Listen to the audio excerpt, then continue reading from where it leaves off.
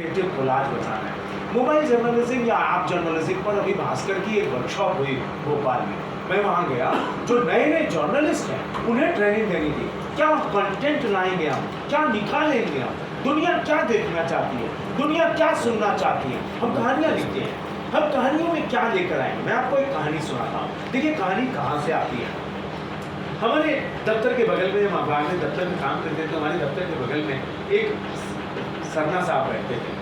सरना साहब और हमारी इसलिए पड़ती थी कि हम लोग मूलतः पंजाब के थे, लाहौर के वो भी थे, लाहौर के हम भी थे।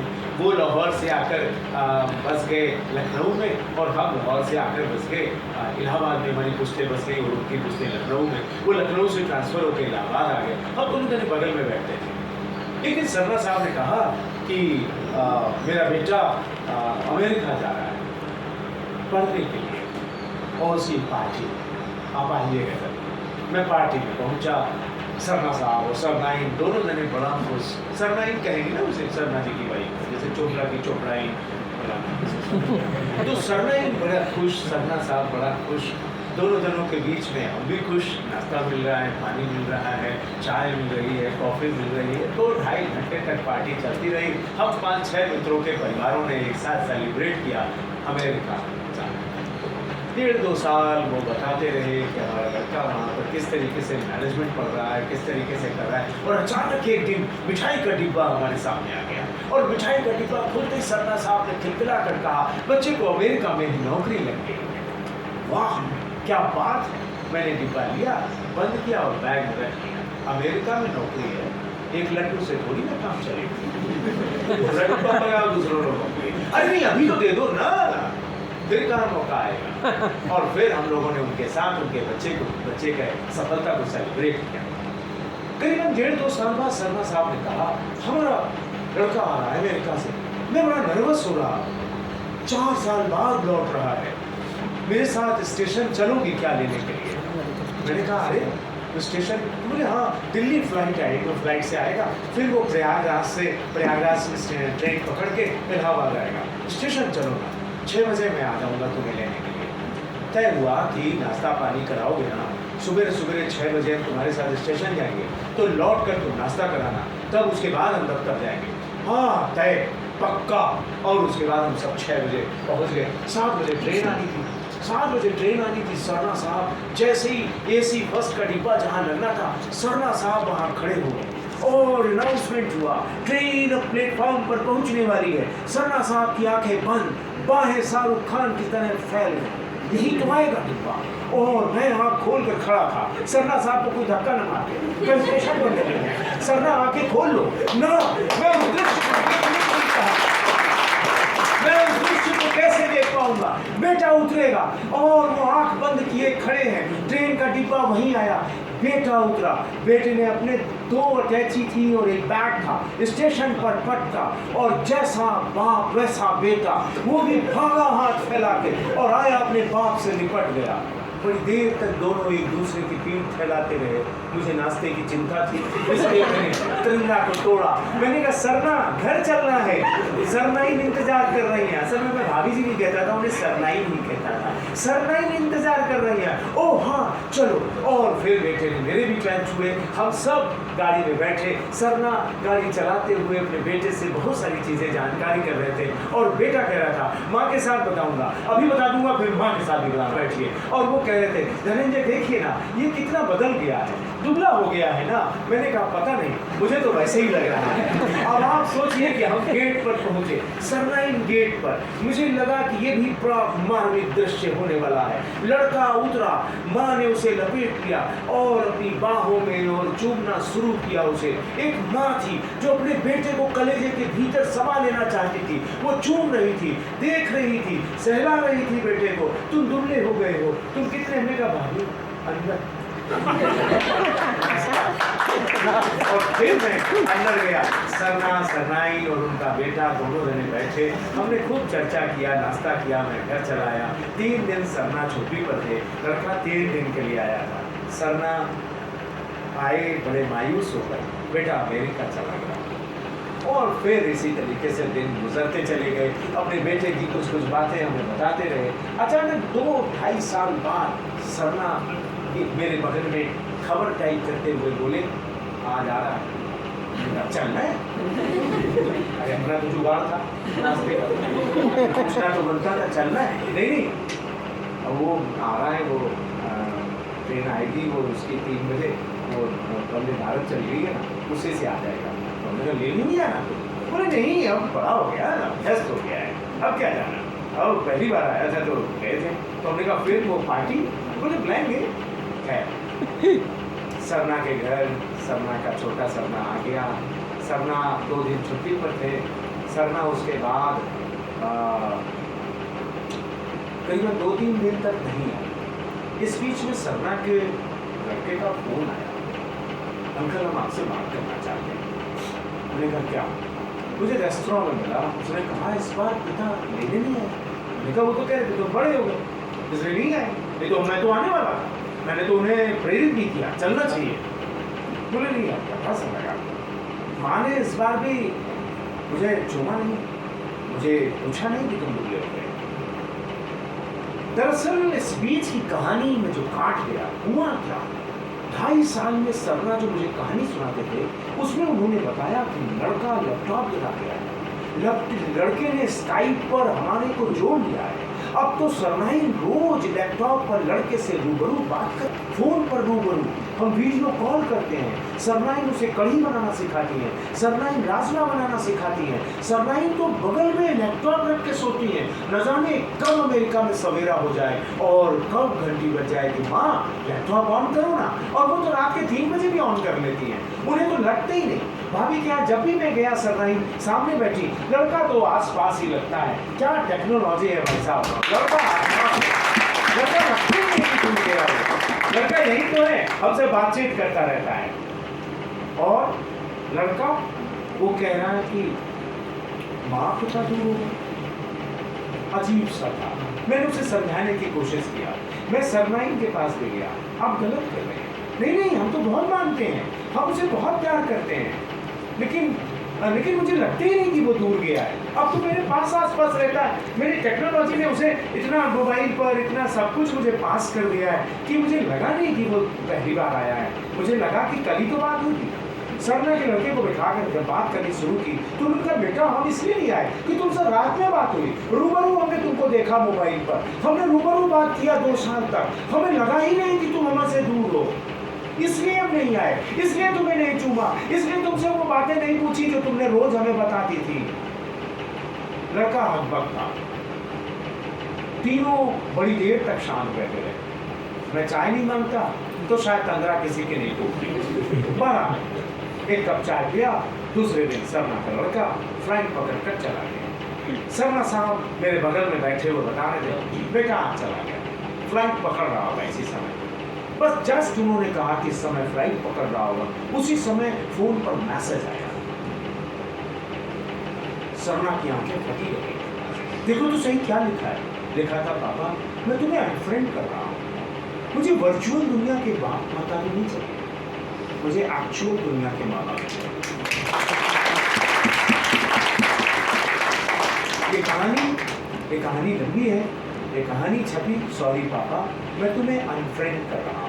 इसी नाम से कहानी छपी, फिर इसी नाम से उस पर शॉर्ट फिल्म बनी। सॉरी पापा मैं तुम्हें अनफ्रेंड कर रहा हूँ। दरअसल यही त्रासदी है। जितने लोग टेक्नोलॉजिकल एस्पेक्ट्स को लेकर बढ़ना चाहते हैं, मोबाइल जर्नलिज्म, ऐप जर्नलिज्म की तरफ, उन्हें अपना क्रिएटिव कोलाज बचा कर रखना है। उन्हें वो सारी संवेदनाएं और समवेदनाएं बचा कर रखनी है जिनके सहारे हमारा जीवन चलता है, जिनके सहारे हमारी जिंदगी चलती है, जिसके सहारे हमारे आसपास के रिश्ते चलते हैं। हम रिश्तों को रेसिप्रोकल रिलेशनशिप के तहत चलाते हैं, पारस्परिक संबंधों के तहत चलाते हैं। माँ कहते हुए बच्चे को जब तक माँ बेटा नहीं कहती है, उसे पता नहीं चलता कि वह उसकी माँ। ये रेसिप्रोकल रिलेशनशिप है। लिहाजा टेक्नोलॉजी का इस्तेमाल करते समय हमें ध्यान रखना होगा कि हम संवेदनाओं को नहीं भूलें, हम संवेदनाओं को नहीं भूलें। अब बचेगा कैसे क्रिएटिव कोलाज? दरअसल हम इस पूरी टेक्नोलॉजी को समझें। डिजिटल वीडियो है, डिजिटल ऑडियो है, डिजिटल टेक्स्ट है। 3 चीजें हैं, डिजिटल टेक्स्ट, डिजिटल ऑडियो और डिजिटल वीडियो। अब इस डिजिटलाइजेशन के दौर में इन तीनों के फर्क को समझें। डिजिटल टेक्स्ट बहुत डिमांड करता है कि आप अपने खोए हुए शब्दों को वापस लाएं, कठिन शब्दों को नहीं, अपरिचित शब्दों को लेकर आए। हमसे शब्द अपरिचित होते हैं, हम कुछ ही शब्दों में काम करते होते हैं, लिहाजा हम अपने शब्दों की खातिर को समझें, शब्दों का संधान करें, उन शब्दों को पकड़ने की कोशिश करें जो हमें हमारी रिलेशनशिप को, हमारे समझौते को, हमारी समझदारी को मजबूती प्रदान करने का काम करते हैं। वो शब्द हमारे पास होने चाहिए। अगर वो शब्द आपके पास नहीं है तो आप अपने कंज्यूमर से, आप अपने पाठकों से, आप अपने दर्शकों से, आप अपने श्रोताओं से वो रिश्ता ही नहीं बना पाएंगे। और शब्द आ गए तो उनकी ध्वनि आनी चाहिए। अगर आपके पास उनकी ध्वनि नहीं है तो गड़बड़ा जाएगा। उसकी ध्वनि का मतलब, अगर आपको इनकलाब जिंदाबाद कहना है, अगर आपके टेक्स्ट में आता है इनकलाब जिंदाबाद, तो आपको करना क्या है? आपको सीखना होगा इनकलाब जिंदाबाद। आप कहानियां पढ़ रहे हैं, वो भीड़ लग चुकी थी, ऑफिस के बाहर सारे कर्मचारी इकट्ठे हो चुके थे। साहब ने खिड़की का पर्दा हटाया और थोड़ा सा झांक कर देखा, लोगों की मुट्ठियां भिजी हुई थी और आवाजें आ रही थी, इनकलाब जिंदाबाद, इनकलाब जिंदाबाद। ये कहानी का नरेशन है। ले जाइए ना उस कहानी के दौर में। यही मांग है इस समय डिजिटल जर्नलिज्म का, यही मांग है मोबाइल जर्नलिज्म का। आप उन्हें उस दुनिया में वावस्था कराइए, उस दुनिया से जोड़ने का प्रयास करिए जिस दुनिया में वो जी रहे हैं या जिस दुनिया में वो जीना चाहते हैं। हम स्वप्नों की दुनिया नहीं सजा रहे, हम आकांक्षाओं की दुनिया नहीं सजा रहे, लेकिन हम स्वप्नों और आकांक्षाओं को पूरा करने वाले यथार्थ को प्रस्तुत करना चाहते हैं। हम किसी के स्वप्न तोड़ने के लिए नहीं आए, हम किसी की आकांक्षाओं को रोकने के लिए नहीं आए। हम मीडिया वाले हैं, हम आपकी आवाज़ बनने आए। ये भाव होना चाहिए। मैंने कहा ना सुबह कि जहाँ आवाज़ें दबा दी जाती हैं, जहाँ आवाज़ें डूब जाती हैं, वहाँ आवाज़ बनकर आता है मीडिया, वहाँ साहित्य आता है उसकी आवाज़ बनना उन लोगों के लिए। इसलिए ज़रूरी है कि हम अपने शब्द को बचाएं, उनकी ध्वनियों को समझें। अगर क्लास में कोई टीचर आकर कहे खामोश आप लोग तेजी से बोल रहे हो तो गड़बड़ हो जाए, खामोश इतना हल्ला क्यों मचा रहे हो, यह होना चाहिए। तो खामोश शब्द डिमांड करता है कि उसके साथ पूरा उसका बर्ताव किया जाए। राजा के साथ राजा, रंग के साथ रंग जैसा बर्ताव मांगा जाता है ना, वैसा शब्दों के साथ भी होना चाहिए। हमारे शब्द अपने उच्चारणों की डिमांड करते हैं। अगर हमें बोलना है कोई टंग ट्विस्टर शब्द बोलना है तो हमें उसके उच्चारण को पता होना चाहिए। हमें पता होना चाहिए किंग कर्तव्य विमूढ़ कैसे बोला जाएगा और उसके मायने क्या होंगे। हमें समझ में आना चाहिए कि हमारे जो लोक शब्द हैं, फोक के शब्द हैं, हमारे जो स्थानीय शब्द हैं, उनसे हम कैसे जुड़ सकते हैं। मैं पूर्वांचल का नहीं था, मैं इलाहाबाद का था, लेकिन जब मैं आजमगढ़ पहुंचा और हिंदुस्तान अखबार का ब्यूरो इंचार्ज हुआ और वहाँ पर जब मैंने एक शब्द इस्तेमाल किया, एक हेडिंग इस्तेमाल की, गंवा समझ जाए, तब समझ में आया लोगों को। हम उनकी भाषा लेकर आए, हम उनके शब्दों में बात करें। ये देखिए ना, ये दिल तक हम बोलते हैं ना, जो आँख हमारी है, जो जुबान हमारी है, जो कान हमारा है, वो क्या करता है? देखता है, बोलता हुआ सुन रहा है, आँखें देख कर समझ रही हैं और पास में ही दिमाग लगा दिया गया है और दिमाग के तार हृदय से जुड़े होते हैं। डॉक्टर वेणुगोपाल ने जब पहली बार भारत का हार्ट ट्रांसप्लांट किया था ना, तो उसने एक औरत का दिल एक आदमी में लगा दिया था। औरत की ब्रेन डेथ हो चुकी थी, उसका नाम देवी था और जिसको लगाया गया, रमा देवी उसका नाम था शायद, और जिसको लगाया गया पुरुष का, उसका नाम देवी सिंह था। देवी का दिल देवी के भीतर जा रहा था। मैंने उस समय बहुत अच्छा सा एक आर्टिकल लिखा था, दिल है कि मानता नहीं, और उसमें लिखा था मैंने, डॉक्टर वेणुगोपाल को अध्ययन करना पड़ेगा। अगर महिला नरम दिल वाली थी और कॉकरोच को देखकर आउच करती थी तो क्या देवी सिंह करेंगे? क्या देवी सिंह नरम दिल होंगे? देवी सिंह दिमाग से पत्थर दिल थे, वो ठाकुर थे और वो 2 लोगों की हत्याएं कर चुका आरोप था उनके ऊपर, लिहाजा वो क्या करेंगे?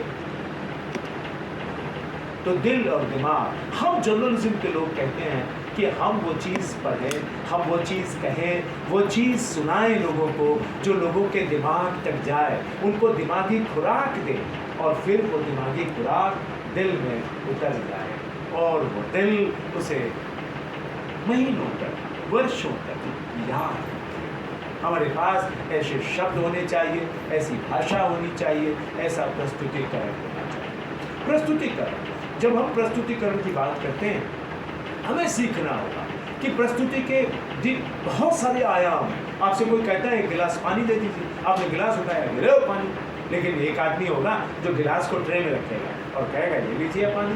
दूसरा आदमी होगा जो ट्रे में गिलास रखेगा, ऊपर एक पोस्टर से ढक देगा और कहेगा ये लीजिए पानी। चौथा आदमी और होगा, वो गिलास को ट्रे में रखेगा और पोस्टर से ढकेगा और बगल में बाउल में मिठाई रखेगा और कहेगा ये लीजिए पानी।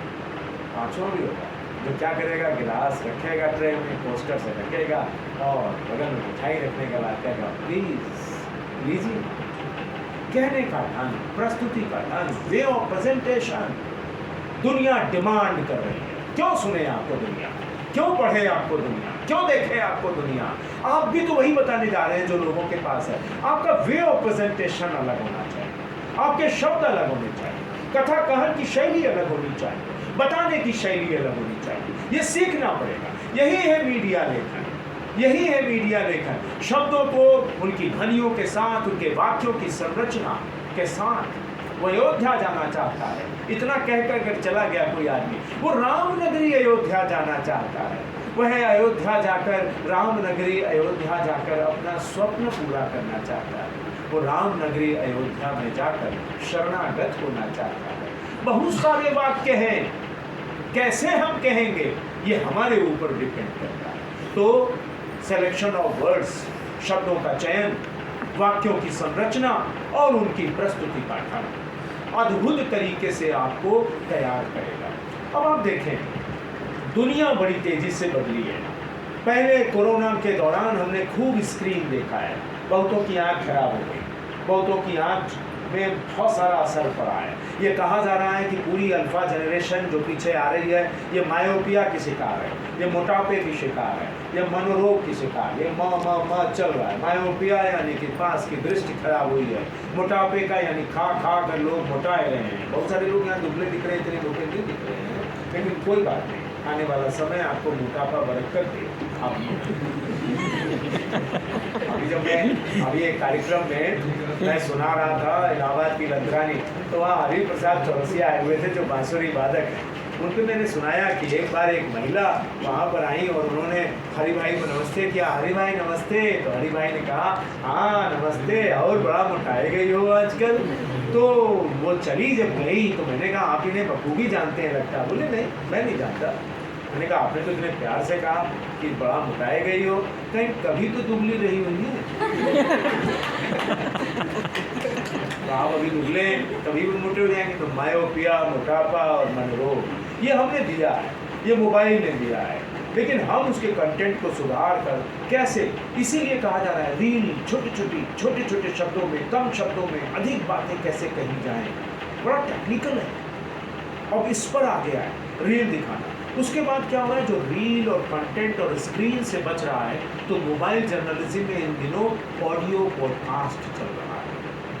पॉडकास्टिंग की दुनिया बड़ी हो रही है और बड़ी तेजी से बढ़ रही है। वीडियो पॉडकास्ट हो रही है, ऑडियो पॉडकास्ट भी चल रहा है। आपको ऑडियो पॉडकास्ट की दुनिया में कदम रखना चाहिए। जैसे ही आप ऑडियो की दुनिया में कदम रखेंगे, वैसे ही आपके लिए बाछें खिलाकर बड़ी तेजी से कोई भी स्ट्रीम का आदमी हो, कंप्यूटर का, कॉमर्स का, कहीं का भी हो, जर्नलिज्म का, पॉडकास्टिंग की दुनिया में उनकी ज़रूरत है, जिनके पास शब्द हैं, जिनके पास शब्दों के अच्छे उच्चारण हैं और कहने का लहजा है। बनावटी नहीं है, कतई बनावटी नहीं है। जैसे आप हैं वैसे ही बोलिए, जैसा आप जानते हैं वैसे ही आप बताइए। थोड़ी सी जानकारी को बढ़ाइए और लोगों के सामने अच्छे ढंग से प्रस्तुत कर दीजिए। बनावटी नहीं होना है। जहाँ बनावटी हो गए, तहाँ थोड़ी देर बाद अपनी ओरिजिनल फॉर्म में आ जाएंगे। जैसे होता है ना, दशहरा निकलता है हमारे वहाँ पे, जब दशहरा निकलता है या पब्लिक अनाउंसमेंट में कोई बैठ जाता है, तो मेले में आए हुए लोगों से निवेदन है कि लोग अपने बच्चों को संभाल कर रखें। यदि उड़ान छूट गया तो बच्चे गुम हो जाएंगे। अगर आपने इस तरीके से बोलना शुरू किया तो गड़बड़ हो जाएगा। लेकिन हमारे कुंभ में क्या होता है, कुंभ में जनरल लोग बैठा दिए जाएंगे, तो वो जनरल कैसे आपको अनाउंसमेंट करते हैं, मुन्ने की अम्मा सेक्टर नंबर 4 से कहीं खो गई हैं, कृपया करके जहाँ कहीं भी हो वो सेक्टर 4 के खोया पाया केंद्र में आकर मुन्ने से मिल लें। इस तरीके का अनाउंसमेंट होता है। इसी तरीके के अनाउंसमेंट रेलवे में होते हैं। जर्नलाइजेशन आपको यही करना है, आपको अपनी आवाज़ को बनाना नहीं है। आप अंग्रेजी में बोलते हैं तो बनावटी हो जाते हैं, बहुत अच्छी हिंदी बोलने के चक्कर में बनावटी हो जाते हैं, कतई बनावटी मत होइए। आप अपनी ओरिजिनल भाषा में थोड़ा सा अच्छा सोचिए, अच्छे ढंग से कहिए बात को कहानी सुनाने के ढंग में, आपके कहानी कहने के ढंग में आपके थोड़ा सा मॉड्यूलेशन आना चाहिए, वॉइस मॉड्यूलेशन आना चाहिए। बस वॉइस मॉड्यूलेशन जो सीख गया उसने आज की दुनिया में, पॉडकास्टिंग की दुनिया में कदम रख दिया। मोबाइल का सबसे प्रिय टूल्स जो है वो पॉडकास्ट है। इस समय पॉडकास्ट पर पूरी दुनिया लग गई, लिहाजा आप अपने पॉडकास्ट को संभालने का काम करें। कैसे करेंगे? पॉडकास्टिंग की दुनिया बड़ी सरल है। एक तो आपको पॉडकास्ट बनाना आना चाहिए, आपके पास ऑडियो फॉर्मेट में कोई स्क्रिप्ट होनी चाहिए, बड़ी अच्छी सी स्क्रिप्ट लिख लीजिए और उसके बाद उसे अपने मोबाइल पर रिकॉर्ड कीजिए और इसी मोबाइल पर पॉडकास्टिंग होस्टिंग सर्विस में जाइए, अपने पॉडकास्ट को वहाँ पर लगा दीजिए। फ्री होस्टिंग सर्विस में जाइए, बहुत सारी आप लिखेंगे पॉडकास्टिंग होस्टिंग सर्विसेज, वहाँ पर चले जाएंगे, फ्री पॉडकास्टिंग होस्टिंग सर्विसेज आपको मिल जाएगी, उसमें अपना पॉडकास्ट अपलोड कर दीजिए और आप देखें धीरे धीरे जहाँ आप पॉपुलर होने लगेंगे तहाँ आप पेड पॉडकास्टिंग में जाइए, वहाँ से आपको पैसा भी मिलने लगेगा। तो आप पॉडकास्टिंग की दुनिया में जा सकते हैं। इस मोबाइल जर्नलिज्म का एक पक्ष जो मैं आपको समझा रहा था वो यही है कि आप पॉडकास्टिंग की दुनिया में जाएं और बहुत तेजी से आप एपिसोडिक फॉर्मेट में चलें। कोई भी आदमी 8 मिनट से ज़्यादा सुन नहीं पा रहा है, लिहाजा हम 8 मिनट में कैसे अच्छी बात कह सकते हैं, वो कहानी कैसे कह सकते हैं। रीना ने आज का अखबार देखा, एक विज्ञापन छपा था उसमें। आप जब कहते हैं कहानियाँ पढ़ रहे हैं, मान लीजिए मैं कहानी सुना रहा, रीना ने आज का अखबार देखा, उसमें एक विज्ञापन छपा हुआ था। किसी बड़े आदमी को खाना बनाने वाली एक महिला की ज़रूरत है। रीना यूँ तो ऐसा काम करना नहीं चाहती थी, लेकिन मन में एक ख्याल आया, यूँ ना 10 बजे मैं निकल जाऊँ और 1 बजे तक खाना बना के आ जाऊँ और पैसा भी तो मिल रहा है। वो एक टाइम खाना बनाने का 5,000 रुपये ले रहा है, उसे केवल घर जैसा खाना चाहिए और मेरे हाथ का खाना खा के तो कई लोग चटकारे लेते हैं। रीना ने एक बार मन में सोचा, चटकारे लेते हैं या यूँ ही बड़ाई करते हैं। सास तो इसलिए बड़ाई करती है कि उसे खाना बनाना आता है और पति मजबूरी है, पढ़ाई करनी ही पड़ेगी वरना शाम का खाना कहाँ से मिलेगा। लेकिन मैं जा सकती हूँ, ये सब छोड़, मैं 5,000 की नौकरी कर लूँगी और फिर घर का खर्चा बढ़ जाएगा। रीना ने तत्काल माँ से कहा, माँ एक काम के लिए जा रही हूँ, थोड़ी देर में आऊँगी। अरे कहाँ जा रही हो ये तो बता के जाओ। नहीं बस एक काम की तलाश में है, घर का खर्चा चलाने के लिए मुझे भी कुछ करना चाहिए ना। और रीना ने फटाफट अपने आप को तैयार किया, पर्स लिया और मोबाइल हाथ में पकड़ा और निकल पड़ी उस पते पर जो विज्ञापन में लिखा हुआ था। साथ में वो विज्ञापन वाला पन्ना लेती है कि कहीं गलती हो गई तो फिर देख लेगी। रिक्शा, ए रिक्शा, मुझे इस मोहल्ले में ले चलोगे क्या? हाँ क्यों नहीं, इतना पैसा तय हुआ और फिर वो रिक्शे में क्या क्या बनाने का बता सकती हूँ। कढ़ी तो बना लूँगी, हाँ दालें कई प्रकार की बना सकती हूँ मैं। हाँ लेकिन ये कॉन्टिनेंटल कह दिया तो नहीं, कॉन्टिनेंटल कैसे कहेगा। एक बार रीना ने फिर से अखबार निकाला, मुझे घर का खाना चाहिए, कॉन्टिनेंटल होटल का होता है। मैं साफ कह दूंगी कॉन्टिनेंटल होटल का होता है, इसलिए मैं यहाँ बना नहीं पाऊँ। अब आप देखिए कहानी आप सुना रहे हैं, कहानी लिखी हुई है, मैं तो ऐसे ही सुना रहा हूँ, लेकिन कहानी लिखी हुई है, आप उसको कैसे पढ़ेंगे? तो आपको कहानी सुनाने की शैली पता होनी चाहिए। पॉडकास्टिंग की दुनिया ये डिमांड करती है। मैं कुंभ के सेक्टर नंबर 5 में खड़ा हूँ, यहाँ पर ये हो रहा है। अगर आप कमेंट्री सुनाने के लिए खड़े हैं तो आपको इस तरीके से शुरू करना पड़ेगा। आप थोड़ा थोड़ा अपने आप में चेंज लाएं, नकल ना करें, नकल मत करें, किसी भी रिपोर्टर की नकल मत करें। दुनिया डिमांड कर रही है अलग ढंग के किसी कंटेंट को सुनने का। इसीलिए सर बिहार के जितने भोजपुरी वाले वहाँ इतने मिलियन आगे बढ़ जाओ अपने लोकल लैंग्वेज। इसीलिए ज़रूरी है कि हम नए तरीके से नए कंटेंट के साथ आएँ। किसी का भी कंटेंट का, किसी भी कहने की शैली का आपको नकल मारने की ज़रूरत नहीं है। मैं आपको बताता हूँ क्यों नहीं जरूरी है। हम लोग जब बड़े हो रहे थे ना, तो अमीन सयानी साहब बिनाका गीत माला सुनाया करते थे। आप लोगों ने नहीं सुना होगा, गूगल में डालेंगे, अभी कुछ दिन पहले उनकी डेथ हो गई। अमीन सयानी साहब का एक लहजा था गीत सुनाने का, वो फिल्मी गीत सुनाते थे, बिनाका गीत माला उनका एक लहजा था, बड़े ढंग से वो कहते थे और उस लहजे से हम लोग पहचान लेते थे कि अमीन सयानी साहब बोल रहे हैं। बहनों भाइयों, हम ले आए हैं आपको एक ऐसी दुनिया में जहां आप झूमेंगे भी और नाचेंगे भी, लेकिन अपनी कुर्सी पर बैठे बैठे, क्योंकि हम आपको सुनाने जा रहे हैं आज बरसात के गीत। तो बहनों भाइयों हो जाइए तैयार। ये उनका लहजा था बहनों भाइयों, ये उनका एक तकिया कलाम था थे। और किसी ने कहा, उनकी नकल मार के रेडियो का सेमिनार था, लोग खाने की लाइन में हम लोग लगे हुए थे क्यों में। किसी ने कहा, अरे भाई लाइन मत तोड़िए, लाइन तोड़ना अपराध होता है। तो मैंने पीछे से कहा, ये अमीन सयानी निकल क्यों मार रहे हो भाइयों? पीछे से आवाज आई, मैं यहाँ पर मौजूद हूँ बरखुरदार। हमने पलट कर देखा तो अमीन सयानी साहब खुद मौजूद थे। हमने उनसे कहा, बोले नकल मारने से थोड़ी ना काम चले, आप हमारी आवाज़ अच्छे से निकालें, आप हमारा लहजा भी पकड़ लेंगे, लेकिन आप कहे जाएंगे कि अमीन सयानी की तरह बोल रहा है। आप धनंजय चोपड़ा की तरह बोलिए तो आपका काम बनेगा। और अमीन सयानी के ये शब्द हमारे कान में गूंजते हैं। हम अपनी शैली बना चुके हैं, आप भी अपनी शैली बनाएं, अपने बोलने का ढंग बनाएं, तब आपकी पहचान बन पाएगी, तभी आप पहचाने जाएंगे कि हाँ ये साहब है।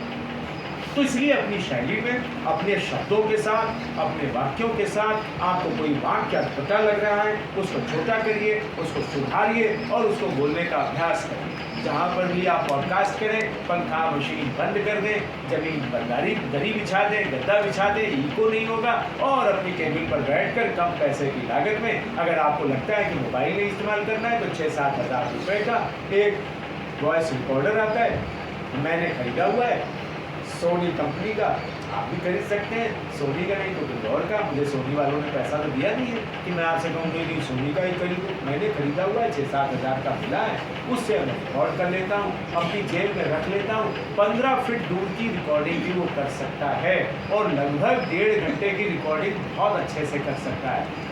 उसमें बहुत सारे स्टोरेज हैं, बहुत सारा उसमें काम कर सकते हैं। यूएसबी है, यहाँ पे यूएसबी निकलती है, लैपटॉप में लगाइए, पूरी आपकी ऑडियो रिकॉर्डिंग लैपटॉप के स्क्रीन पर आ जाएगी। और आप ऑडासिटी नाम का एक फ्री का सॉफ्टवेयर है जो आप डाउनलोड कर लीजिए। ऑडासिटी को डाउनलोड कर लेंगे तो आपको बहुत आसानी से एडिटिंग आ जाएगी, ऑडियो एडिटिंग। जो आवाज़ आपकी ख़राब हो, जो जुमला आपका खराब हो, जो वाक्य आपको हटाना हो, उसको सेलेक्ट करिए, डिलीट करिए, बहुत सारा एडिट करिए, बहुत सारी म्यूजिक हल्की हल्की डाल दीजिए, आपको पॉडकास्ट बन जाएगा। बहुत आसान है, इस पर भी बना सकते हैं।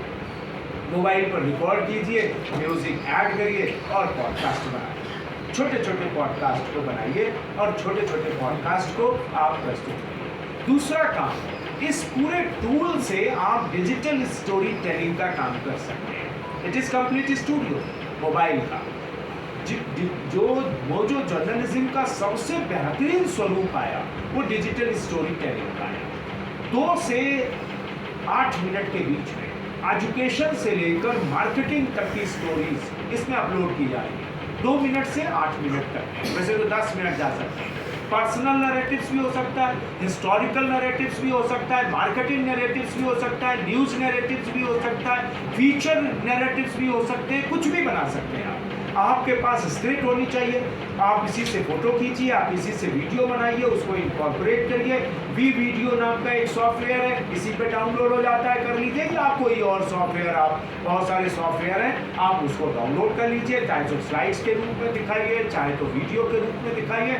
डिजिटल स्टोरी टेलिंग आप कर सकते हैं। बहुत आसान है डिजिटल स्टोरी टेलिंग करना। डिजिटली रिसोर्सेज आपके पास और डिजिटल मिल जाएंगे। इसी मोबाइल पर आपने डाउनलोड किया डिजिटल, लेकिन लास्ट में आप बता सकते हैं कि आपने इस फोटोग्राफ को कहाँ से लिया, आपने वीडियो कहाँ से लिया, आपने म्यूजिक कहाँ से लिया, ये आप बता सकते हैं। इसको बताते हुए, रेफरेंस देते हुए, उसको संदर्भ बताते हुए आप ये काम कर सकते हैं। तो digital story telling, mojo journalism में सबसे बेहतरीन काम डिजिटल स्टोरी टेलिंग का हो रहा है। आज जिसे अखबार के दफ्तर में एक्सप्लेनर कहा जा रहा है, जो जर्नलिज्म कर रहे हैं, आप जर्नलिज्म कर रहे हैं, वो इसे एक्सप्लेनर कह रहे हैं। एक्सप्लेनर वो हैं जो स्टोरीज आप एक्सप्लेन कर रहे हैं किसी चीज़ को और अच्छे से एक्सप्लेन कर देते हैं, तो उसे आप वहाँ से ले सकते हैं। तो इस तरीके से आप डिजिटल स्टोरी टेलिंग पर जा सकते हैं। तो जर्नलिज्म के दो पार्ट मैंने आपको बताया, एक ऑडियो और एक वीडियो, यानी वीडियो के तौर पर आप 2 से 8 मिनट की डिजिटल स्टोरी बनाइए और या तो आप पॉडकास्ट करिए। हमारे विश्वविद्यालय के बहुत सारे बच्चे, अभी हम एमसीए के बच्चे बैठे हैं, तो हम आपको बता दें कि हमारे यहाँ बीटेक के बच्चों ने एक पॉडकास्ट शुरू किया है सिविल सर्विसेज की तैयारी करने वालों के लिए। बहुत सारे प्रोफेसर्स को वो पकड़ते हैं और उनसे सर्टेन क्वेश्चंस पूछते हैं उनके विषय के और उसे रिकॉर्ड करके पॉडकास्ट, वीडियो पॉडकास्ट कर देते हैं। उनको बहुत सारे लोग सुन रहे हैं, बहुत सारे लोगों का, और यूनिवर्सिटी से बाहर के लोग सुन रहे हैं। सिविल सर्विस के नाम पर उमंग नाम का पॉडकास्ट वो चलाते हैं। पिछले दिनों उन्होंने कुंभ के लिए हमारा भी पॉडकास्ट किया, हमको भी सुना है। पॉडकास्ट की दुनिया में बहुत सारे ऐसे लोग आ गए हैं जिनका जर्नलिज्म से कोई वास्ता नहीं है। एक अभी हमारे पास कुंभ में पॉडकास्ट करने आई जो कि आर्मी मैन की वाइफ है, दिल्ली से वो आई, श्लोका। आप उन्हें भी गूगल पे सर्च करेंगे या यूट्यूब पर या इंस्टाग्राम पर, तो श्लोका आपको मिल जाएंगी। उन्होंने भी पॉडकास्ट किया। वो कैसे सवाल करते हैं, कैसे स्टोरी लगाते हैं, इंस्टाग्राम पर कैसे लगाते हैं। दरअसल ये जो 2 GB का 3 GB का डाटा हमें फ्री में मिलता है ना, हमारे पास रहता है, हम इसका गलत इस्तेमाल करते हैं। हमें इसका इस्तेमाल करना आना चाहिए कि हम इससे कैसे पैसा बना सकते हैं, कैसे अपनी पहचान बना सकते हैं, कैसे हम अपने इस क्षेत्र में प्रवेश कर सकते हैं। अगर आपको मोबाइल जर्नलिज्म में नौकरी नहीं मिली तो आप क्या खाली बैठे रहेंगे? नहीं, आपके पास कंटेंट बनाने का काम होना चाहिए। वही मैं सिखा रहा हूँ आपको कि आप अपना काम शुरू कर सकते हैं। आप अपने पॉडकास्ट को पब्लिसाइज करिए, आप अपने यूट्यूब को उसमें डिजिटल स्टोरी लगाइए और छोटी छोटी स्टोरी लगाइए और उसे 4 फोटो मिली, 5 फोटो मिली, 10 फोटो मिली, आपने इस वर्कशॉप की डिजिटल स्टोरी बना ली। आप सब बनाइएगा, पता ले लीजिएगा, आपसे भेजिएगा, जिसकी अच्छी बन जाए मैं उसको एक किताब इनाम में भेज दूँगा। आपको डिजिटल स्टोरी, आपने छोटी छोटी फोटो लगाई, 5 दिन की वर्कशॉप की, ये उद्घाटन, ये सत्र, ये बोले, ऐसे बोले, आपने एक नैरेटिव तैयार किया, 2 मिनट का, 2 से 6 मिनट का नैरेटिव तैयार किया और उसे उन फोटो के साथ लगाते हुए बता दिया। ये एक अपने आप में बड़ा काम हो गया है और ये जर्नलिज्म खूब चली है। ये आप इसे कह सकते हैं फेसबुक जर्नलिज्म, इसे कह सकते हैं इंस्टाग्राम जर्नलिज्म, लोग कहते हैं सोशल मीडिया जर्नलिज्म, बहुत सारे लोग कहते हैं मोबाइल जर्नलिज्म। तो आप उसी को आगे बढ़ाने का काम करिए। छोटे छोटे काम करके आप सीखेंगे, करत करत अभ्यास जड़मति और सुजाना। आप जब भी काम करेंगे तो आपको बड़ा मज़ा आएगा। देखिए, दुनिया बड़ी तेज़ी से बदली है और दुनिया को अच्छे कंटेंट की तलाश है। लोग चाहते हैं कि लोग उन्हें अच्छा बताएं, लोग चाहते हैं कि लोग उन्हें अच्छा पढ़ने के लिए दें। ऐसा नहीं है कि लोग पढ़ना नहीं चाहते। मैंने कुंभ पर किताब लिखी, उसकी सारी प्रतियाँ बिक गई, फिर उसके बाद दूसरी प्रतियाँ आ गई। आखिर कहाँ गई? लोगों ने खरीदी होगी तभी ना। अभी हमने गणेश शंकर विद्यार्थी पर एक किताब लिखी थी 2022 में, वो 4थी बार छप रही है। कौन पढ़ रहा है? लोग पढ़ रहे हैं। तो किताबों का साथ मत छोड़िएगा। किताबें आपको वाक्य बनाना देती हैं, किताबें आपको शब्द देती हैं, किताबें जंपिंग सिखाती हैं। एक सीन से दूसरी सीन में जंप कैसे करें। If you want to become a story writer, तो आपको करना क्या पड़ेगा? अगर आप स्टोरी राइटर बनना चाहते हैं, कहानी कहना, हर के जिम्मे कहानी होती है। हमारे पास तो ढेर सारी कहानी होती है। मैं जब MSc जूलॉजी करने के बाद मैं बायोलॉजी पढ़ाया करता था, उसी से मैं जर्नलिज्म में चला गया, जर्नलिज्म कोर्स करके 1-2 साल बाद। लेकिन बायोलॉजी पढ़ाना मैंने नहीं छोड़ा, क्योंकि मैंने MSc किया था जूलॉजी से, तो मैं बायोलॉजी नहीं पढ़ाता था। लेकिन अखबार के दफ्तर से रात के 9 बजे जब निकलता था तो शॉर्टकट मारता था कि 9:15 बजे तक मैं कोचिंग में पहुँच जाऊँ, जहाँ मुझे जूलॉजी क्लास लेनी पड़ती थी। बीच में कब्रिस्तान, उस कब्रिस्तान से शॉर्टकट मारता था रात के 9 बजे। मेरे एक मित्र थे शकील, कहते थे किसी दिन कोई रूह के ऊपर तुम्हारी स्कूटर गई तो वो रूह तुम्हारा गला दबाए। अब मैं कब्रों के बीच में से रास्ता बनाकर बचाता जाता था, कोई रूह कुचलने ना पाए, ये मेरा शगल होता था। लेकिन अचानक एक दिन मैं गुजर रहा था, रात के 9 बजे थे, पीछे से आवाज़ आई, क्या मियां आज देर हो गई? सोचो जरा, स्कूटर वहीं खड़ी सी गई। अबे कहीं रूह तो नहीं? पीछे मुड़कर देखा तो एक कब्र के पास एक गरीब बैठे रहते थे, वही है। मैंने कहा जी आज देर हो गई, लौट कर बात करता हूँ, और आगे निकल गया। लौट कर मैं करीबन 10:30 बज जाते थे, तो मैं कभी कब्रिस्तान से लौटता नहीं। मैं उनसे कह तो आया, लेकिन उस दिन मैं भूल गया और लौटा नहीं, और सड़क के मार्ग से घर पहुंच गया। दूसरे दिन वो मेरा इंतजार कर रहे थे, उन्होंने रास्ता रोक लिया। क्या मियाँ, कल वादा करके गए और आए नहीं? मैंने कहा अरे गलती हो गई, 5 मिनट आपसे बात करता हूँ। 5 मिनट में बात हुई, उनका हालचाल लिया, उनकी जानकारी ली, और फिर तो मेरा शगल हो गया। मियाँ जहाँ बैठते थे, एक बकसिया लेकर बैठते थे, छोटा सा बक्सा, और एक कब्र के पास बैठते थे। उन्होंने 2 ईंटें की एक कुर्सी बना दी, बस जनाब इसी पर बैठेंगे। आप खबर नवीसी करते हैं? मैंने कहा जी। मैं खबर नवीसी मैंने पत्रकारिता। आप खबर नवीसी करते हैं? मैंने कहा जी करता हूँ। फिर तो मियाँ ने अपनी कहानी बनानी शुरू की। मियाँ की बकसिया, एक दिन मैंने कहा कि इस बकसिया में क्या, आपको आश्चर्य होगा कि मियाँ का बड़ा सा मकान हुआ करता था। मियाँ की एक बेगम थी और एक लड़का था। लड़का आजकल मुर्गी में पढ़ रहा है। मैंने कहा अरे वाह मियाँ, पढ़ा कैसे? आपके पैसों से, आप लोग जो दे जाते हैं उसी से पढ़ाता हूँ। घर भी बेच दिया, बेगम रही नहीं, लड़का रुड़की में, मकान बेचकर उसकी फीस भर दिया, अब उसी से देता रहता हूँ किस्त। कुछ पैसा यहाँ से मिल जाता है, बरामदे में जाकर मियाँ वो हमारे हैदर वकील हैं, उनके बरामदे में सो जाता हूँ। सुबह सुबह यहीं आ जाता हूँ, जो पैसा मिलता है उससे पढ़ा देता हूँ। मियाँ की कहानी तो बड़ी रोचक है, एक कहानी तो बनती है। फिर तो मियाँ के पास में बैठने लगा। एक दिन मैंने पूछा कि आपकी बकसिया में क्या है? मियाँ ने बकसिया उठाकर सीने से लगा ली। ना ना ना, इस बकसिया को मैं नहीं दूंगा। मैंने कहा अरे नहीं, बकसिया में इसके माने कुछ है, और छीना झपकी में बकसिया खुल गई। बकसिया में एक दुपट्टा था और एक फोटो बेगम की थी, और दुपट्टा भी बेगम था। मियाँ अपनी बेगम से बड़ा प्यार करते थे, तभी तो उसकी कब्र के पास बैठा रहता। ओह, तो ये आपकी बेगम की कब्र है? हाँ। और फिर तो मियाँ के पास मैं रोज बैठ जाता। मियाँ से ढेर सारी देश दुनिया की बातें होती। दीन दुनिया की बातों में मियाँ बड़े पॉलिटिकल आदमी थे, हर आदमी की सरकार बना के गिरा देते थे। एक दिन हम लोग सरकार बनाते थे, दूसरे दिन गिरा देते। अब ये शगल चल रहा, सरकार बनी क्यों और सरकार गिरी क्यों, इसके हमारे पास तर्क होते थे। एक दिन हमें सरकार बनाना था, दूसरे दिन मियाँ को गिराना था। उस दिन मियाँ कोई सरकार बनाते थे, अगले दिन हम तर्क सोच कर आते थे और मियाँ की सरकार गिरा देते थे। इस तरीके से काम चलता रहा। एक दिन मस्जिद सवेरे सवेरे मस्जिद का माइक खड़का, एक जरूरी ऐलान। मोहल्ले के बुजुर्ग खुद मियाँ ने गए, दिल धड़क गया, लगता है ठंड में चले गए। स्वेटर तो दिया था मैंने, लेकिन थोड़ा सा उधरा था तो उस ऊन को खींच दिया। देखो जिंदगी की तरह उधरता जा रहा है। अरे मियाँ रुको, पूरा स्वेटर उधर जाएगा। अरे क्या बना, एक नया स्वेटर भी नहीं दे पाए। अच्छा, आपकी तनख्वाह मिली तो नया स्वेटर देंगे। तनख्वाह की बात करते हैं? अरे पत्रकार हूँ मियाँ, कम पैसे मिलते हैं, जो तनख्वाह मिलेगी तो दूंगा ना। और मियाँ को मैंने स्वेटर नहीं दिया। उस दिन मियाँ के जनाजे में शामिल होकर बड़ा खराब लग रहा था। मियाँ को उनकी बेगम के बगल में ही दफना किया गया। लड़का नहीं आया। मैंने कई लोगों से पूछा, मियाँ का लड़का नहीं आया? अरे वो दुबई में चला गया था ना।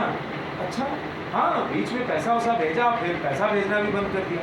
अरे फिर हैदर वकील से पूछता हूँ, हैदर वकील के पास गया। मैंने कहा मियाँ ये बताइए हैदर साहब की वो मियाँ का लड़का नहीं आया? बोले कहाँ से आएगा, वो तो कब का मर चुका रोड एक्सीडेंट में दुबई में, उसकी तो लाश ही नहीं आई। लेकिन मियाँ ने तो नहीं बताया। अरे हम ही लोग ने नहीं बताया, आया था हम लोगों के पास था कि भाई उसका लड़का नहीं रहा। मियाँ को हम लोगों ने दुखी नहीं किया, बस वो लड़के को कोसता रहा, कोसते कोसते मर गया। उसका लड़का तो नहीं। मियाँ की कहानी को जब मैंने गुड्डन मियाँ की कहानी कहकर लिखा ना, तो उसका उर्दू में अनुवाद हुआ। वो पाकिस्तान और बांग्लादेश और बहुत जगहों पर गई। उस कहानी पर छोटी सी फिल्म भी बनी और मुझे इफ्तिखार प्राइज भी मिली। कथा कहने की अलग होती है। बताना चाहता हूँ, कहानियाँ आपके आसपास हैं, कहानियों को पकड़ना पड़ेगा। अगर आप मोबाइल की दुनिया में बेहतर क्रिएटिविटी करना चाहते हैं ना, तो आपको अपने आसपास की कहानियाँ पकड़ना, उन कहानियों को पकड़ कर आप बहुत सारा काम कर सकते हैं। कहानियों को खबर के रूप में भी कह सकते हैं, कहानियों को कहानियों के रूप में भी कह सकते हैं, कहानियों को फीचर के रूप में भी कह सकते हैं। हमारे शहर में खुशरू बाग है। खुशरू बाग में बहुत सारे बाजार बनी हुई है, कब्रें बनी हुई है और बहुत सारा बड़ा नक्काशी में मुगल कालीन स्थापत्य कला का। उस खुशरू बाग को घूमने सब जाते हैं। शहजादा खुशरो वहीं दफनाए गए, उनकी बहन भी वहीं दफनाई गई, उनकी माँ भी वहीं दफनाई गई। ये सब अकबर के खानदान के थे। लेकिन एक और मकबरा है, वो खाली है, उसमें कोई कब्र नहीं है। उसके बाहर लिखा हुआ है यह तमोलन बीबी का मकबरा है, यहाँ तमोलन बीबी की कब्र नहीं है, उन्हें आगरा में ही दफना दिया गया। कोई पूछना नहीं चाहता ये तमोलन ठीक है। सब जाते हैं उस मकबरे के वहां पर सेल्फी लेते हैं, लेकिन उसमें और कोई डिटेल नहीं। ये तमोलन ठीक है, अगर आपके दिमाग में कौन जाए तभी आपका काम करता है, और ये जर्नलिस्ट करता है। जब तमोलन के बारे में मैंने छापा, कितने फोन आए, अरे तमोलन को तो हम जानते नहीं थे, ये तमोलन थी। आप सोचिए, आप जर्नलिस्ट का दिमाग बनाइए, द नोज फॉर न्यूज कहा जाता है ना, तो जर्नलिस्टिक दिमाग होना चाहिए। मैं झांसी में ऐसे ही एक भाषण देने के लिए गया, वहाँ झांसी रानी पर बड़ा भारी सेमिनार था, और मुझे झांसी की रानी और इलाहाबाद के झांसी रानी इलाहाबाद में भी आएगी, वहाँ के संबंधों को लेकर और कुंभ में उनके जुड़ाव और नागा साधियों से जुड़ाव को लेकर भाषण देना था। आज से 35 साल 30 साल पहले की बात मैं बता रहा हूँ। और जब मैं वहाँ पहुँचा, एक दिन पहले पहुँच गया, और मैं होटल से निकल के और बाजार में घूम रहा था। सड़क किनारे, आप सबसे अध्याय है, मैं कहानियां नहीं सुना रहा हूँ, ये सब लेसन है। जब मैं सड़क पर घूम रहा था तो सड़क के किनारे एक बूढ़ी औरत किताबें बेच रही थी। मैं उसकी किताबों को देखने लगा। अचानक के किताब पर नजर ठहर गई, वो झलकारी बाई पर किताब। मैंने उस किताब को उठाई। ये 30-35 साल पहले की बात है। पतली सी किताब 5 रुपए में मुझे मिली। मैं उसे ले आया और होटल में पढ़ने लगा। पढ़ने के बाद मेरा सोचने का, समझने का नजरिया ही बदल गया।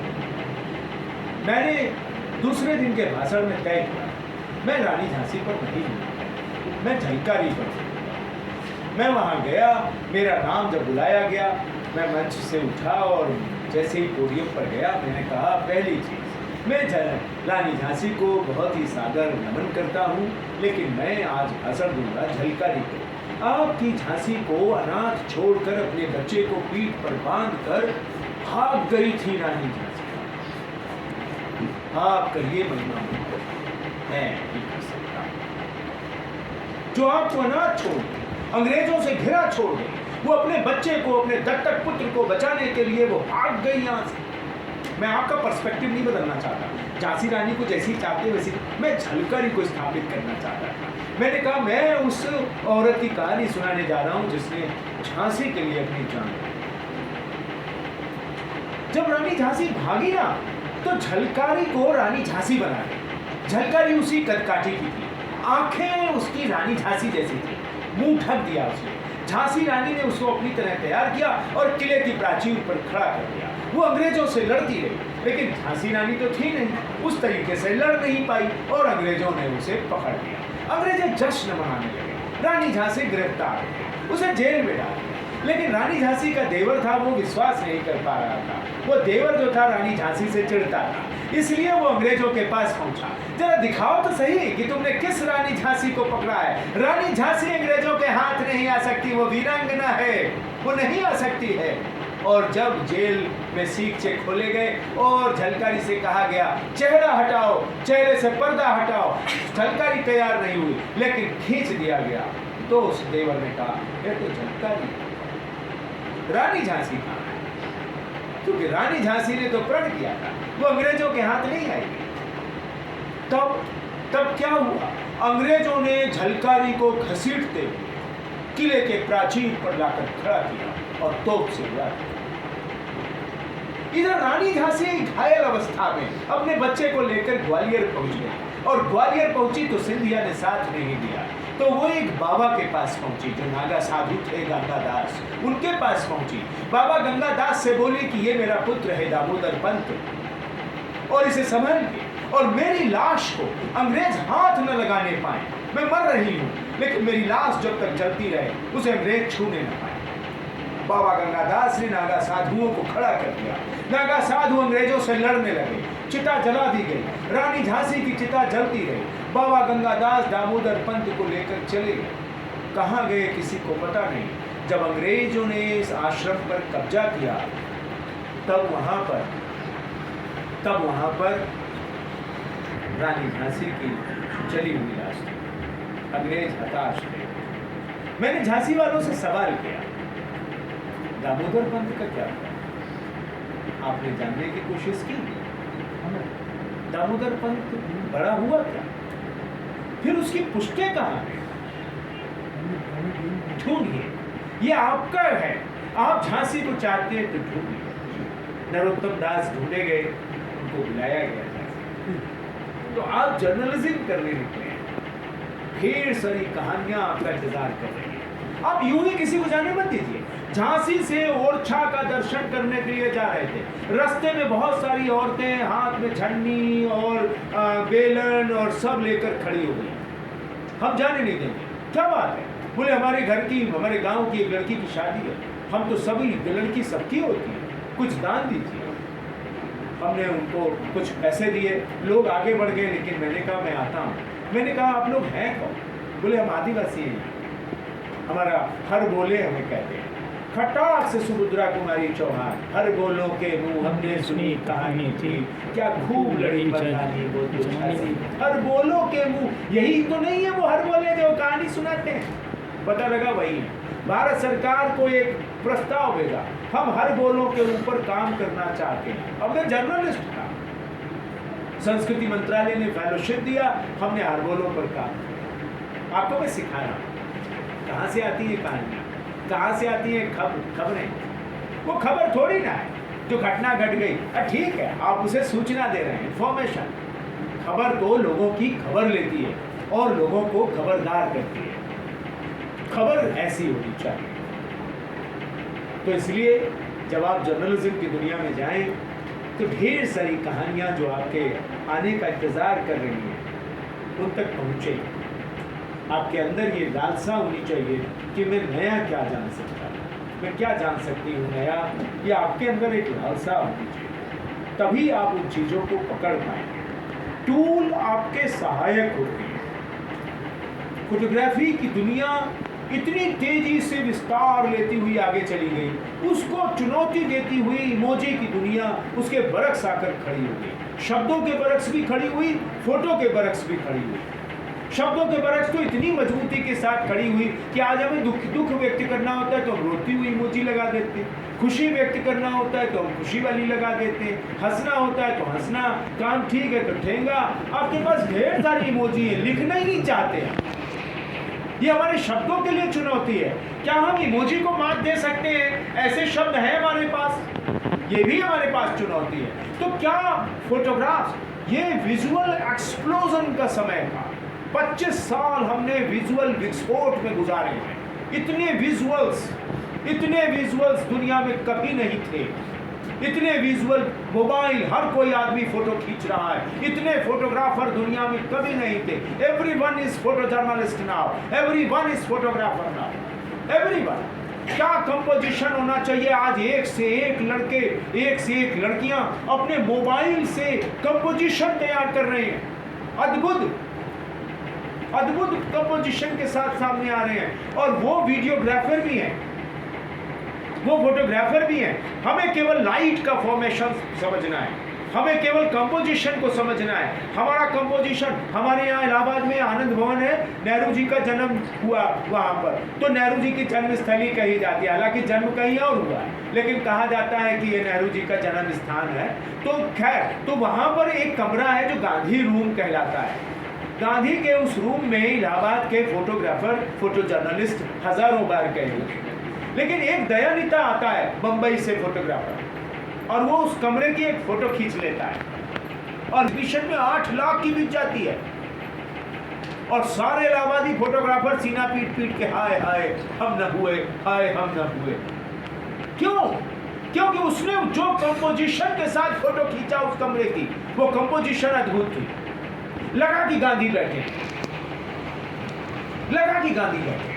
गांधी का चश्मा सेट किया उसने। वहां पर एक टेबल रखी हुई है, उसमें एक अखबार रखा हुआ है नवजीवन, उसमें गांधी का चश्मा रखा हुआ है। उस कोई परछाई आ रही थी, उस परछाई के कंपोजिशन के साथ उसने फोटो खींचा कि गांधी ने अभी चश्मा उतार के रखा है और परछाई ऐसा लग रहा था कि गांधी बैठे हैं।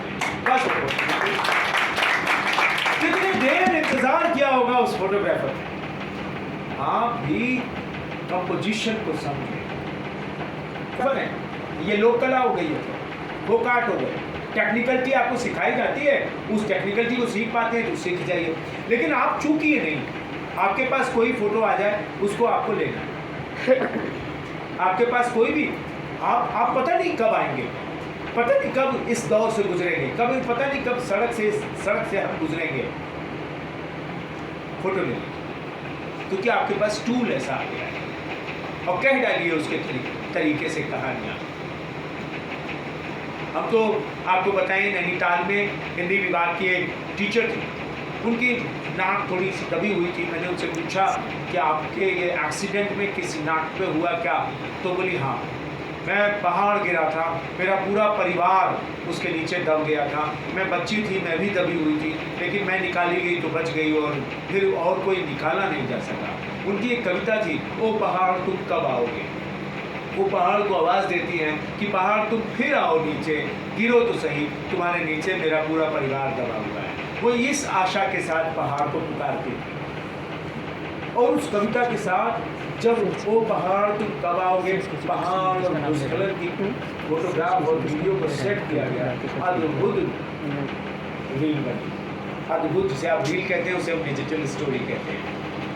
अद्भुत। तो रील मत बनाइए, डिजिटल स्टोरीज बनाइए, डिजिटल स्टोरी टेलिंग करिए, सब एजुकेटिव फॉर्मेट में, सब इंफॉर्मेटिव फॉर्मेट में, सब एंटरटेनमेंट फॉर्मेट में। जो रील बनाते हैं, छोटी छोटी रील बनाते हैं, उसमें हम मैसेज क्या दे रहे हैं, आप देखिएगा कि आपके कंटेंट में सुधार हो जाएगा।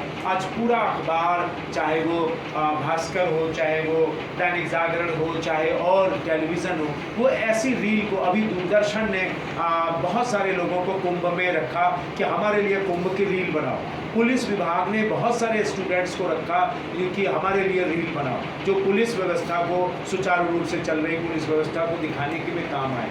तो दूरदर्शन ने कहा कि हमें रील चाहिए जिसमें हमारा कल्चर हो, हमारी व्यवस्था हो, हमारा कुंभ का कोई इतिहास हो, कोई बात हो। तो ऐसी रील, या हर रील पर 500 रुपये उन्होंने पे भी किया। तो काम आ रहे हैं, ऐसे काम बहुत सारे आ रहे हैं। जो आप कोई भी काम करते रहें, बहुत सारे बच्चे जो जर्नलिज्म के नहीं हैं उनके लिए कि कोई भी काम करते रहें, ये वर्कशॉप आपके लिए बड़ा वरदान की तरह होगी कि आप अगर ये सीख गए तो आप अपने लिए, हम तो अध्यापक हैं, आज भी रेडियो में जाते हैं, आज भी कमेंट्री करते हैं, कोई हमारा काम नहीं है। आप भी जा सकते हैं, आप भी बना सकते हैं। तो आपको ये काम करने में मज़ा आना चाहिए। आपको जो हमने पॉडकास्टिंग और डिजिटल स्टोरी टेलिंग सिखाया बहुत आसान है। डिजिटल स्टोरी के लिए भी हमने पॉडकास्टिंग जैसे बताया कि क्या करना है, आपको एपिसोडिक फॉर्मेट तय करने हैं, 2 मिनट 3 मिनट का एपिसोडिक फॉर्मेट बना लीजिए, और कैसे आपको करना है मैंने बता दिया कि आप गद्दा बिछाइए, पंखा बंद कर दीजिए, मशीन बंद कर दीजिए, बढ़िया सा रिकॉर्ड कीजिए, वॉइस रिकॉर्डर खरीद लीजिए और बना लीजिए। वीडियो में क्या करना है, छोटे छोटे वीडियो ले सकते हैं, साउंड इफेक्ट्स आपको मिल जाएंगे, सब मोबाइल पर मिलेंगे या लैपटॉप पर मिल जाएंगे। आपके पास छोटे छोटे वीडियो हों, आपके पास स्टिल फोटोग्राफ्स हों, आप सबको सजा लीजिए, अपने नैरेटिव्स को तय कर लीजिए कि हम इस जब ये कह रहे होंगे तो ये वाली फ़ोटो, जब ये कह रहे होंगे तो ये वाली फ़ोटो, जब ये कह रहे होंगे तो ये वाली फ़ोटो चलेगी। हम कहेंगे कितने मिनट में, तो उतने मिनट तक, सेकंड में तो उतने सेकंड तक ये फ़ोटो स्क्रीन पर दिखती रहनी चाहिए। वो सब आपको पूरा का पूरा डाटा वहाँ फीड हो जाएगा, और आपका सॉफ्टवेयर आपका डिजिटल स्टोरी बना देगा। करना बस आपको चयन करना, इसको सीख लेंगे, आपको देखिएगा आपको बड़ा मज़ा आएगा। ये 2 फॉर्मेट इतने अच्छे चल रहे हैं कि आप मोबाइल जर्नलिज्म में, जल्दी बताएं तो अगला पार्ट में बोलूँगा। भास्कर ने क्या किया, एक सीरीज़ मैंने लिखा, मेरे लिए भी नया था कि जो काम मैं बताने जा रहा हूँ उससे उन्होंने कहा कि आपको 15 दिन लिखना है, और 15 दिन की सीरीज़ होगी। आज़ादी का 75वां वर्ष मनाया जा रहा था, और उन्होंने 2022 में मुझसे सीरीज़ लिखवाई 15 दिन तक कि मैं 1947 का हिंदुस्तान बोल रहा हूँ। हिंदुस्तान बोल रहा हूँ, ये 15 दिन तक चलेगी, 1 अगस्त से शुरू होगी और 15 अगस्त में ख़त्म होगी। आपको 1947 के हिंदुस्तान के बारे में बात करनी है। जब मैं उसमें मैंने बनाकर भेजा तो उन्होंने कहा कि आपको कोई कष्ट ना हो, हरीश भिमानी इस पर आवाज़ देंगे, जो आप लिखेंगे उसको बोलेंगे हरीश भिमानी। मैंने कहा मुझे क्या करना है, आप बुलवा लीजिए उनसे। तो क्या हुआ कि जब खबर छपती थी तो उसके नीचे QR कोड लगा होता था, उसमें लिखा होता था कि इसे आप स्कैन करें और हरीश भिमानी की आवाज़ में ये पूरी आर्टिकल पढ़ लें। सुन लें। तो हरीश भिमानी उसे बोल देते थे, उनकी आवाज़ उसमें काम आती थी। हरीश भिमानी का थोड़ा चार्ज ज़्यादा था, लिहाजा अगली बार जब हमने अयोध्या पर लिखा सीरीज, तो उसमें एक बच्चों की 2 लड़के थे जो माखनलाल चतुर्वेदी पत्रकारिता विश्वविद्यालय के थे, उनकी आवाज़ आने लगी। ये 30 सेकेंड का जो कॉन्सेप्ट है ना, वो आपको पूरी खबर का नटसेल बताना चाहते हैं कि आपको छोटे से में बता दें। अब आपकी चुनौती क्या होती, आपने इतनी बड़ी खबर लिखी, तो उसमें अब क्या फॉर्मेट चल रहा है, मल्टीटास्किंग जर्नलिस्ट चाहिए। अब वो कहते क्या है कि आपकी एक स्क्रिप्ट होनी चाहिए जो 30 मिनट की हो, आपकी एक स्क्रिप्ट होनी चाहिए जो 3 मिनट की हो, आपकी एक स्क्रिप्ट चाहिए जो 13 मिनट की हो, और आपकी एक स्क्रिप्ट चाहिए जो 30 मिनट की हो। कर सकते हैं क्या? 30 सेकंड की एक स्क्रिप्ट जो रील में जाएगी, जो केवल नटसेल में होनी चाहिए। 3 मिनट की स्क्रिप्ट रेडियो में जाएगी, 13 मिनट तक हम ले जाएंगे, 13 मिनट तक हम उसे टेलीविजन में ले जाएंगे, और बाकी बचा कुचा हम अखबार में छापेंगे। यानी आप 5 पैरा लिखिए, 1 पैरा आपके रील के लिए, 2 पैरा रेडियो के लिए, 3 पैरा आपका जो है टेलीविजन के लिए, और 5 पैरा आपके प्रिंट के लिए। तो आप कहीं काम करने जा रहे हैं, मान लीजिए भास्कर भी चलेगा, उनका टेलीविजन भी चल रहा है, उनका वेबसाइट भी चल रहा है, उनका वेब भी चल रहा है, उनका रेडियो भी चल रहा है, वो सब जगह आपको इस्तेमाल कर लेंगे। तो अब कोई आदमी सोचे कि हम लिखने में माहिर हैं, हम फोटोग्राफी में माहिर हैं, भला तो काम नहीं चल सकता, क्योंकि everyone is photographer now, everyone is writer now, everyone is videographer now, everyone is editor now. आपसे उम्मीद की जाती है, आपको कैमरा थोड़ी दिया जाएगा, अच्छा मोबाइल थमा दिया जाएगा, आपको लोन दे दिया जाएगा, 90,000 का मोबाइल खरीदिए और उसके बाद आप उसी से शूट करो, बना दो। ये काम हो रहा है। तो इसलिए हमें इसके लिए बड़ा तैयार करना है हमारी। इसीलिए मैंने कहा ना, शुरुआत हमने की थी, शब्द जो होने चाहिए। अगर आपके पास शब्द नहीं होंगे तो आप 30 सेकंड में कोई बात नहीं कह पाएंगे। आपके पास वो शब्द होने चाहिए, और वाक्य construction, the construction of the sentences, कैसे कहें 30 सेकंड में आप क्या कह डालें जो पूरी की पूरी बातचीत आ जाए, और किस लहजे में कहें, कितनी स्पीड से कहें, और कितनी साफ गोई से कहें, और कितनी साफ भाषा में कहें। शब्द हमारे एकदम साफ आने चाहिए, कहीं से गुचुर शब्द नहीं आने चाहिए।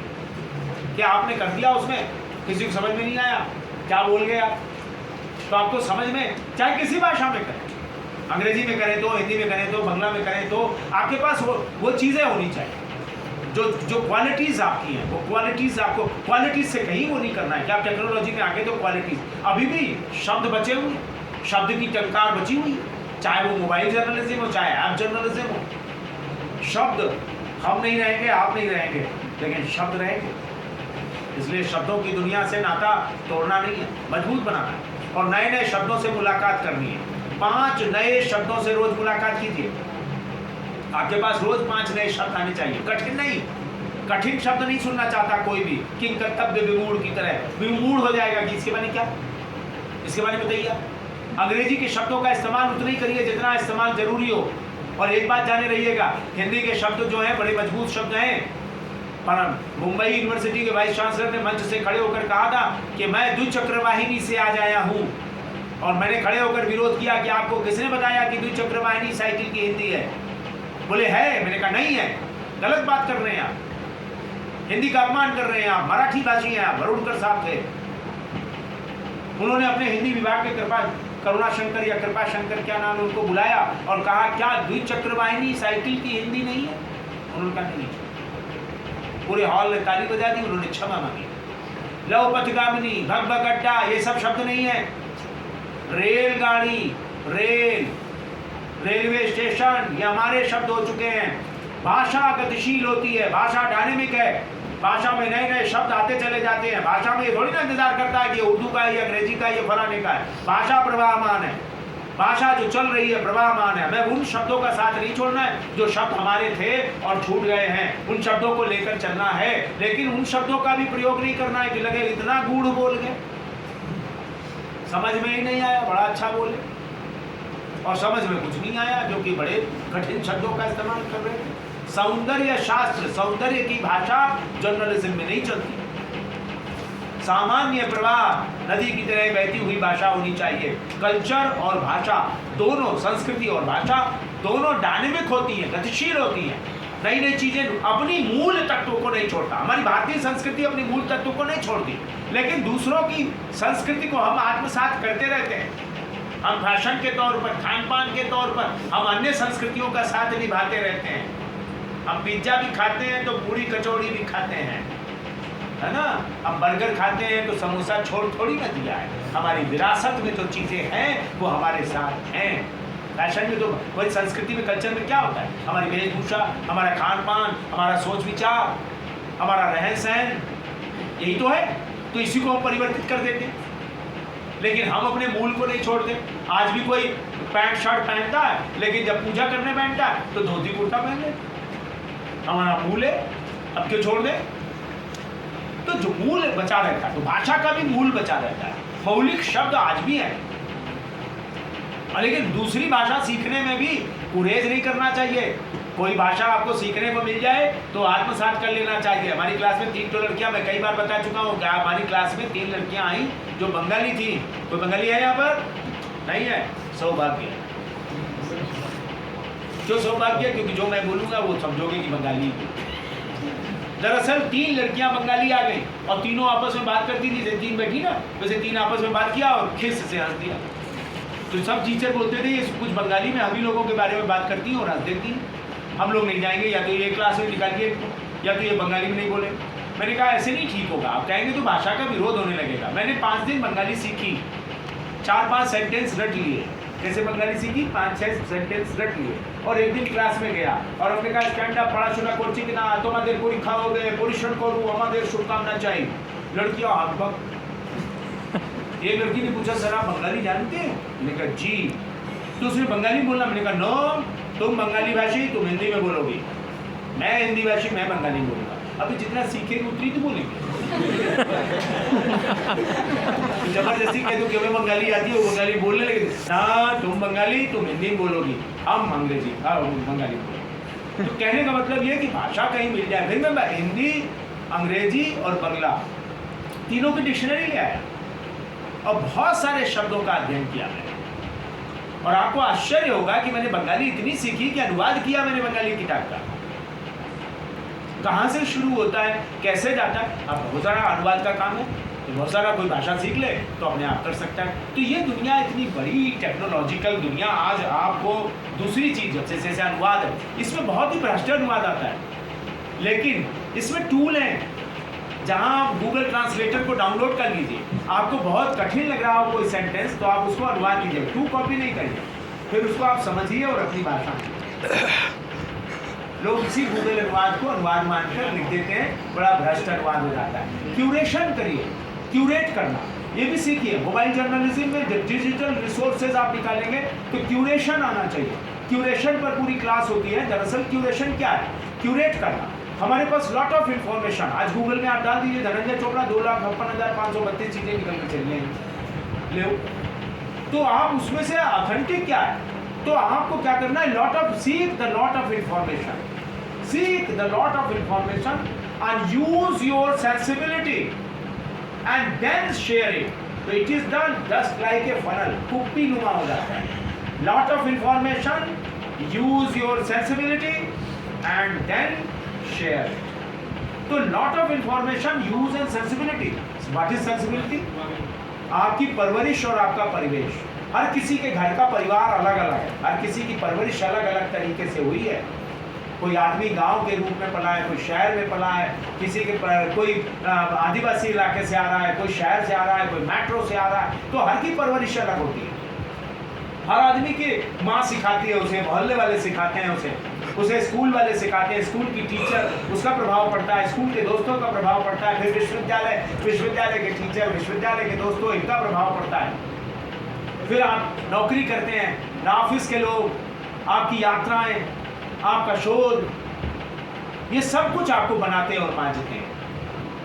तो कैसी परवरिश हुई और कैसा परिवेश मिला आपको, उसके हिसाब से आपकी माइंड बनता है। और इसे कुरोसावा ने जो फिल्मकार था उसने कहा क्रिएटिव ज्योग्राफी।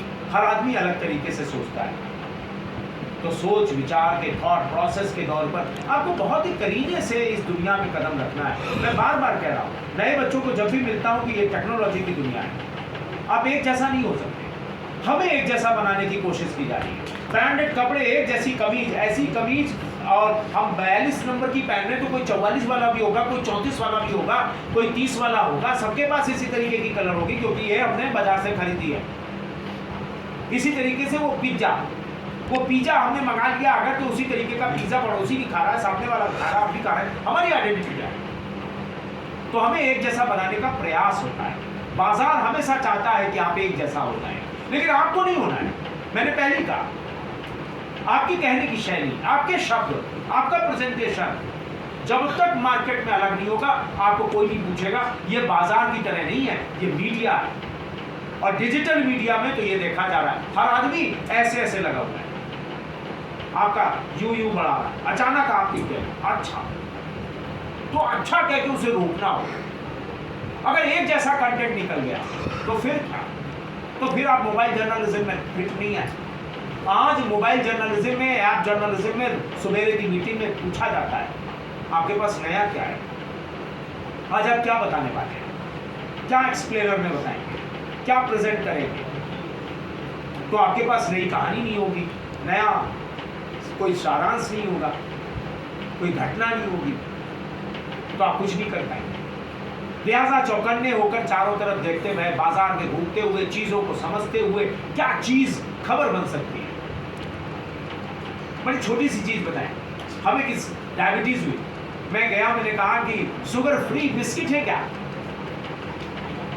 उसे निकाल कर एक रैपर किया, बड़ा सुंदर सा उसका रैपर, मैंने कहा बड़ा खूबसूरत आ रहा है। बोले आजकल ऐसे ही आता है। मैंने कहा जितने बिस्किट इस तरीके से खूबसूरत सच कर आ रहे, जरा टेबल पे लगाओ, 25-30 प्रकार के बिस्किट, सब डायबिटीज, ब्लड प्रेशर, फलाना ठिकाना, सब के लिए है। ये राई का है, ये रागी का है, ये जीरे वाला है, ये फलाने वाला है, और का रैपर अलग है। बिस्किट इंडस्ट्री में इतना बड़ा जूम आ चुका है, हमें पता ही नहीं, उनके रख कर फोटो खिंचवाया और इतना बढ़िया आर्टिकल फिर जुटाया, आंकड़ा जुटाया कि क्या बिस्किट इंडस्ट्री ने कैसे सोचा। एक इंडस्ट्री ने 15 प्रकार के बिस्किट निकाले हुए थे, आखिर उसका जो डिजाइनर है, टेस्ट डिजाइनर और रैपर डिजाइनर, उसने कैसा सोचा और छा गया पूरी इंडस्ट्री। तो आज यही चीज चाहिए, और इसीलिए नया सब्जेक्ट लेकर सामने आ रहे हैं लोग नए ढंग से, कम्युनिकेशन डिजाइन। अब कम्युनिकेशन डिजाइनर चाहिए जो आपके कम्युनिकेशन को डिजाइन कर सके। आज बड़ी बड़ी फर्में, बड़े बड़े कॉर्पोरेट कम्युनिकेशन डिजाइनर रख रहे हैं। ऐसा डिजाइन करो हमारा ये टेक्स्ट कि लोगों में छा जाए। ये पहले एडवर्टीजमेंट का काम होता था, लेकिन उससे थोड़ा सा ऊपर आ गए। अब आप कितने फॉर्मेट में जाएंगे, कितने फॉर्मेट से बात करेंगे, डेसिग्नेशन का फॉर्मेट कौन होगा, कहने का फॉर्मेट कौन होगा, प्रस्तुति का फॉर्मेट कौन होगा, इसके डिजाइनिंग करने वाले लोग तैयार किए जा रहे हैं।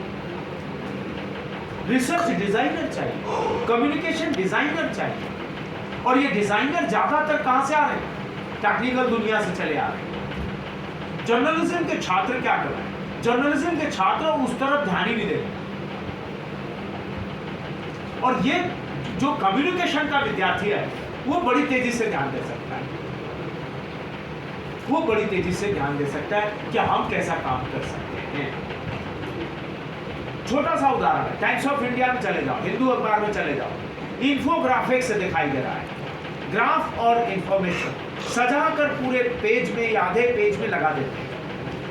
जो 50 पेज में छपने वाली चीज है, वो 5 कॉलम में छाप कर डाल लो, ये इन्फोग्राफिक्स है। It is the part of the design. और इसी तरीके की डिजाइनिंग मैं लाया नहीं, लेकिन दिखाता शब्दों की डिजाइनिंग। आप देखिए कि उत्तराखंड की सुरंग से लोग निकाले गए, मजदूर निकाले गए, याद है ना वो किस्सा? अखबारों ने छापा, एक फोटो छापी, आईनेक्स अखबार ने फोटो छापी कि गुफा जहां पर टनल था, उसके बाहर मंदिर था, लोग हाथ जोड़े खड़े थे, और ऊपर उसने अंग्रेजी में लिखा थैंक गॉड वे बाहर आ गए, ये लिखा। दूसरे अखबार ने छापा, अमर उजाला ने छापा उनके जीवन में भी आया उजाला। अमर उजाला था, उसने उजाला की ब्रांडिंग कर दी। इसी तरीके से दैनिक जागरण ने छापा, दैनिक जागरण ने छापा, जीत गई जिंदगी, और हंसते हुए बाहर निकले लोग। और अंग्रेजी अखबार ने की, तो ये पूरी इंडस्ट्री में आप कुछ भी काम कर रहे हैं, मास्टर हो जाइए तो, बैंक में काम करिए तो, इंजीनियर करिए तो, फलाना करिए तो, ठिकाना करिए तो, शाम को बैठिए 1 घंटा और अपनी दुकान चलाइए, अपना काम करिए। ठीक है ना? बहुत बहुत थैंक यू, धन्यवाद। किसी के पास सवाल हो तो सवाल पूछ सकते हैं।